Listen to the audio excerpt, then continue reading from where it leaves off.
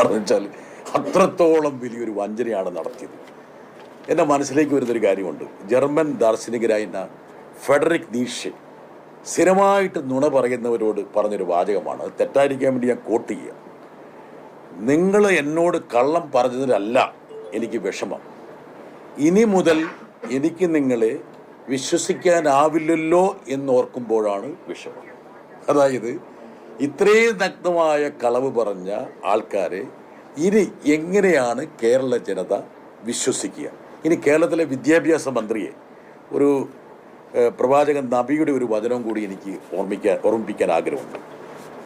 ഇനി പറയുന്ന 4 സ്വഭാവ വിശേഷതകൾ ഒരാളിൽ ഒത്തുചേർന്നാൽ അയാൾ തികഞ്ഞ കാപട്യക്കാരനായിരിക്കും. അവയിൽ ഏതെങ്കിലും ഒന്ന് ഒരാളിലുണ്ടെങ്കിൽ അത് ഉപേക്ഷിക്കുന്നത് വരെ അയാൾ കാപട്യക്കാരനായിരിക്കും. അയാളിൽ നിക്ഷിപ്തമായ കാര്യങ്ങളിൽ ഒരാൾ വഞ്ചന കാണിക്കുന്നു, ആ വിഷയത്തെക്കുറിച്ച് അയാൾ കള്ളം പറയുന്നു, കരാറുണ്ടാക്കിയാൽ അത് ലംഘിക്കുന്നു, ആ വിഷയത്തിൽ തർക്കത്തിലേർപ്പെടുമ്പോൾ അയാൾ അവിവേകത്തോടെ പെരുമാറുന്നു. യഥാർത്ഥത്തിൽ നമ്മുടെ വിദ്യാഭ്യാസ മന്ത്രി ഈ നബി വചനങ്ങളെങ്കിലും ഈ PMC സംബന്ധിച്ച് ഇങ്ങനെ വലിയ പ്രസ്താവന ഇറക്കുമ്പോൾ ഓർമ്മിക്കേണ്ടതായിട്ടുണ്ട്. എനിക്ക് രസകരമായി തോന്നിയൊരു കാര്യമുണ്ട്. ഈ എൻ്റെ സ്നേഹിതൻ അബ്ദുൽ വഹാബും എൻ്റെ സഹപ്രവർത്തക JB മേത്തറും മത്സരിച്ച് നൽകിയ 2 ചോദ്യങ്ങളുണ്ട്. അത് PMCയുമായി ബന്ധപ്പെട്ടും സമഗ്ര ശിക്ഷയുമായി ബന്ധപ്പെട്ടാണ്. 29/7/2026. ഈ 2 പേരും ഈ സതീശൻ്റെ ഈ കാപട്യത്തിൻ്റെ ഈ എന്താ പറയുക മൂടുപടം വലിച്ചു കീറാൻ വേണ്ടി ഇങ്ങനെ രംഗത്ത് വരുമെന്ന് ഞാൻ വിചാരിച്ചില്ല. അബ്ദുൽ വഹാബിൻ്റെ ചോദ്യം അതൊരു കൃത്യമായ ചോദ്യമാണ്. അത് നിങ്ങൾക്കും കിട്ടിയിട്ടുണ്ടാകും. ആ ചോദ്യത്തിൻ്റെ അവസാന ഭാഗത്ത് പറയുന്ന ഒരുപാട് കാര്യങ്ങളുണ്ട്. പറയുന്നൊരു കാര്യമാണ്, therefore the states that do not sign the MOU or ശ്രദ്ധിക്കണം withdraw from the scheme stand to miss out on these benefits of PMC scheme. PMCയിൽ MOU നമുക്കെല്ലാം അറിയാം. MOU എന്ന് പറഞ്ഞാൽ ധാരണാപത്രമാണ്.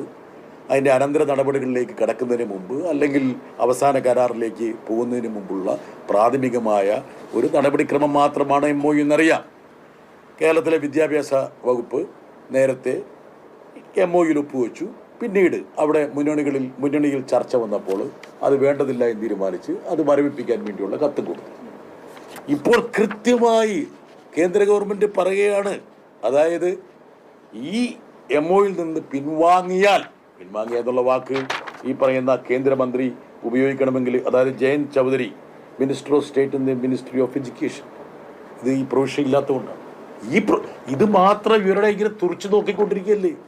എങ്ങനെയാണ് ഇവർ ഇത്രത്തോളം കളവ് പറയുന്നത് കേരള സമൂഹത്തോട്? ഇതുപോലൊരു വഞ്ചന ഇവർ കാണിക്കാൻ കഴിയും. ഈ വിഷയത്തിൻ്റെ മുകളിൽ യഥാർത്ഥത്തിൽ കേരളത്തിൽ വർഗീയ ചേരിതിരിവ് കൂടി സൃഷ്ടിക്കാൻ ശ്രമിച്ചവരാണ്. ഇവരെ വിശ്വസിച്ച് എങ്ങനെ കേരള ജനതയ്ക്ക് മുമ്പോട്ട് പോകാൻ കഴിയും? ഈ ഒരൊറ്റ കാര്യത്തിൽ ഇത്രത്തോളം കളവ് പറയുന്നുണ്ടെങ്കിൽ മറ്റു കാര്യങ്ങളിൽ ഇവർ എത്ര ടൺ കണക്കിന് കളവുകളായിരിക്കും പറയുക? എനിക്ക് എൻ്റെ കേരളത്തിലെ മാധ്യമ സ്നേഹിതന്മാരോട് പറയാനുള്ളൊരു കാര്യമുള്ളൂ. അതായത് PSCയും മുൻ മുഖ്യമന്ത്രിയുടെ സുരക്ഷാഭടന്മാരിൽ ആരോപിക്കപ്പെടുന്ന കുറ്റമൊക്കെ വെച്ചിട്ട് ഇവരുടെ ഈ നഗ്നത നിങ്ങൾക്ക് ദീർഘകാലം മറച്ചു വെക്കാൻ കഴിയും. എക്സ്പോസ്ഡ് ആയിരിക്കുകയാണ്. ദയനീയമായ ഒരു രൂപമാണ് UDF ഗവൺമെൻറ്റിൻ്റേത്. അവർ യഥാർത്ഥത്തിൽ ഇനി അഥവാ അവർക്ക് ഇതുമായിട്ട് മുമ്പോട്ട് പോകണമെന്നുണ്ടെങ്കിൽ അവർക്ക് പറയാവുന്നൊരു കാര്യമുണ്ട്. ഞങ്ങൾ കേരള സമൂഹത്തോട് മാപ്പ് പറയുന്നു, ഒരു പൊതു മാപ്പ് പറയുക. ഞങ്ങൾക്ക് വീഴ്ച പറ്റി, ഞങ്ങളെടുത്ത നിലപാട് തെറ്റായിരുന്നു, ഞങ്ങൾക്ക് ഇതുമായിട്ട് മുമ്പോട്ട് പോകേണ്ടിയിരിക്കുന്നു, അല്ലെങ്കിൽ മുമ്പോട്ട് പോകാൻ ഞങ്ങളുടെ മുകളിൽ സമ്മർദ്ദമുണ്ട്, BJP പറഞ്ഞാൽ ഞങ്ങൾക്ക് കേൾക്കാതിരിക്കാൻ പറ്റില്ല, ഏറെക്കുറെ BJP ആണ് ഞങ്ങളുടെ സർക്കാരിനെ പിന്നിൽ നിന്ന് നയിക്കുന്നത്, അതുകൊണ്ട് ഞങ്ങൾ കേരളത്തിലെ ജനങ്ങളോട് മാപ്പ് അപേക്ഷിക്കുന്നു എന്നൊരു വാചകം പറഞ്ഞിട്ട് മുമ്പോട്ട് പോയി കൂടായിരുന്നോ? അല്ലോടോ ശരത്തെ, അങ്ങനെ മുമ്പോട്ട് പോയി കൂടായിരുന്നോ? അതിന് വേറെ ഇങ്ങനെ നബി വചനങ്ങൾ പോലും ലംഘിച്ച് ഇളഭ്യരായി ഇത്രയും പച്ചക്കള്ളം പറഞ്ഞ് ഈ കേരളത്തിലെ ജനങ്ങളുടെ ഈ പരിഹാസം ഇങ്ങനെ ഏറ്റുവാങ്ങേണ്ടതായിട്ടുണ്ട്. അല്പമെങ്കിലും ഉളുപ്പുണ്ടെങ്കിലുണ്ടല്ലോ യഥാർത്ഥത്തിൽ മുസ്ലിം ലീഗ് ഈ പരിപാടി അവസാനിപ്പിക്കും. ഈ അബ്ദുൾ വഹാബല്ലേന്ന് ഈ ചോദ്യമായിട്ട് വന്നിരിക്കുന്നത്. ചെകിട്ടത്തല്ലേ കൊടുത്തിരിക്കുന്നത്, മുസ്ലിം ലീഗിന്റെ ചെകിട്ടത്ത് കൊടുത്തിരിക്കല്ലേ അബ്ദുൾ വഹാബിന് ഇത്രത്തോളം ശക്തി ഉണ്ടെന്നുള്ള കാര്യം എനിക്കറിയില്ലായിരുന്നു കേട്ടാ.